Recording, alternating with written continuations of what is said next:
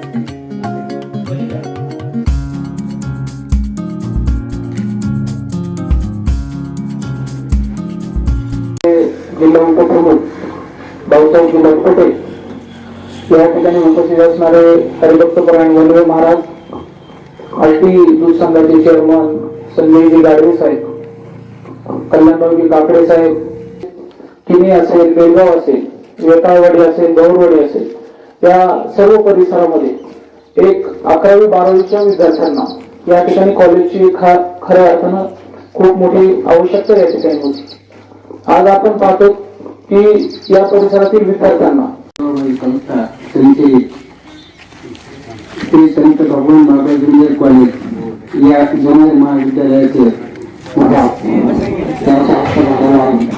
त्याचप्रमाणे या कार्यक्रमाचे कल्याणराव काकडे, मोदीमामा लोखंडे, काकडे साहेब, काकडे सरपंच काकडे साहेब यांनी खूप दिवसापासून मेहनत घेऊन आणि खूप कष्ट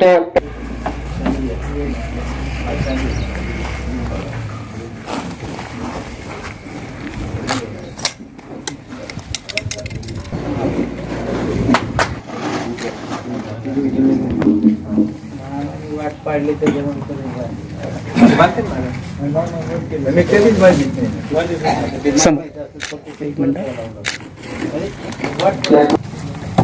रामभाऊ खरे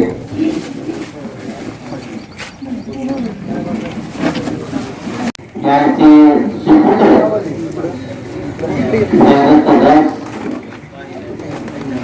शिवसेना जिल्हा उपाध्यक्ष सर्वांचे मित्र भाऊसाहेब पटेल, अमोलराजे पटेल यांच्या गावचे आज या ठिकाणी त्यांच्या बाबतीमध्ये चांगला असल्यामुळे या ठिकाणी नक्कीच या ज्युनियर कॉलेजची भरभराटी होणार आहे.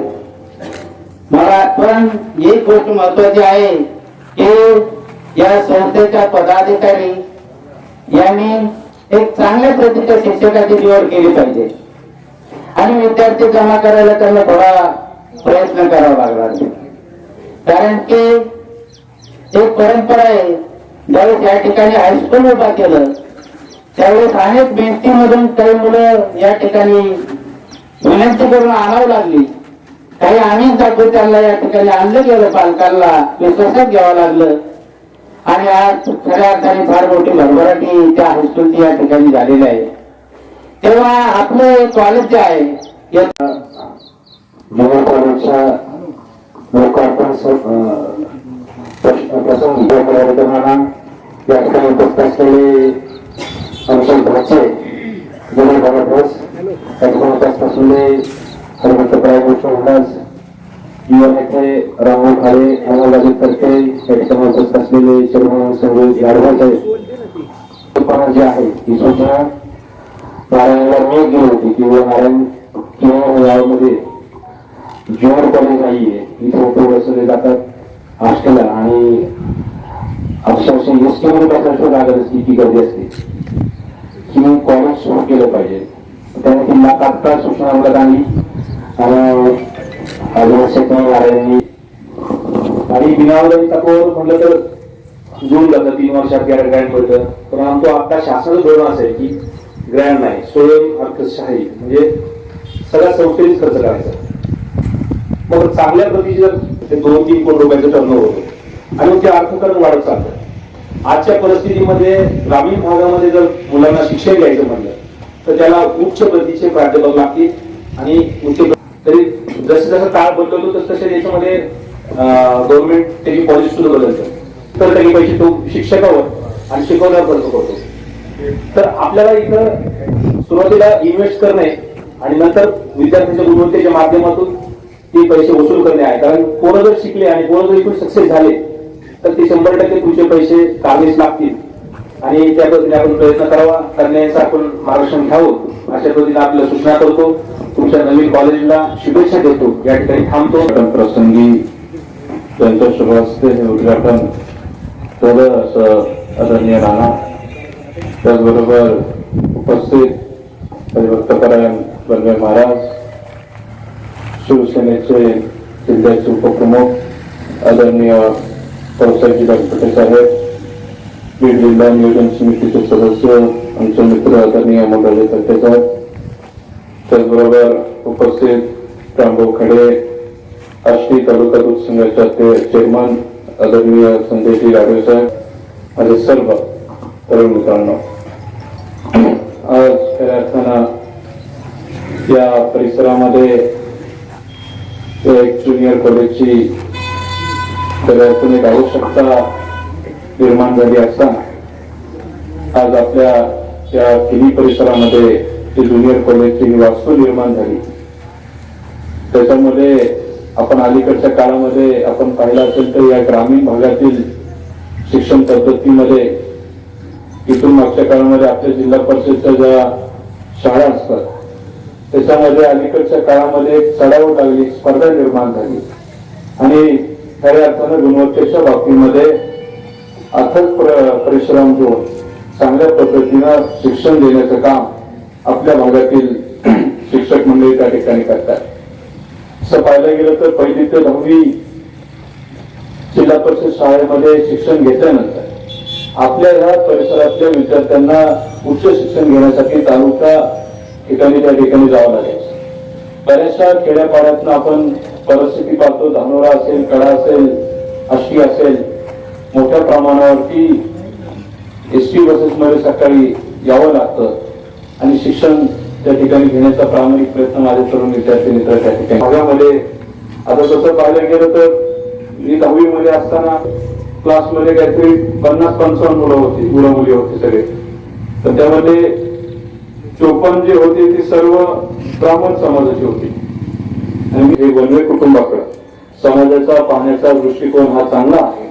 कुठल्याही क्षेत्रामध्ये ते काम करत असताना ते अतिशय प्रामाणिकपणे आणि त्याच्यामध्ये निश्चितपणे एक विश्वास समाजाचा या कुटुंबावरती झालेला आहे. तेव्हा निश्चितपणे आज या क्षेत्रामध्ये तुम्ही नवीन पदार्पण करतायत. निश्चितपणे हे चांगलं चालवल्याशिवाय आपण राहणार नाही याचा विश्वास आपण सर्व या ठिकाणी तेवढ्या आरोग्याला निश्चितपणे आहे. मोठ्या प्रमाणावरती आता मला वाटतं हे शैक्षणिक वर्ष या ठिकाणी सुरू झालंय आणि यंदाच्या वर्षी सुद्धा जास्तीत जास्त आपल्या शेतीवरती सर्व कारण आपल्या शेतकरी बांधवांचं त्या ठिकाणी असतं. त्यामुळं त्यांना पाऊस या ठिकाणी पडावा अशी मी पुन्हा एकदा प्रार्थना करतो. त्याचबरोबर आपण निश्चितपणे या संस्थेच्या माध्यमातून माझ्या येणाऱ्या पिढी आदर्श पिढी घडवण्यासाठी आपण निश्चितपणे काम करायला अशी अपेक्षा व्यक्त करतो आणि आपल्या या संत भगवान बाबा ज्युनियर कॉलेजच्या निमित्तानं आपल्याला शुभेच्छा देतो आणि आपल्या सर्वांची रजा घेतो. धन्यवाद. ज्युनियर कॉलेजचे उद्घाटन झालं असं जाहीर करतो. या कार्यक्रमासाठी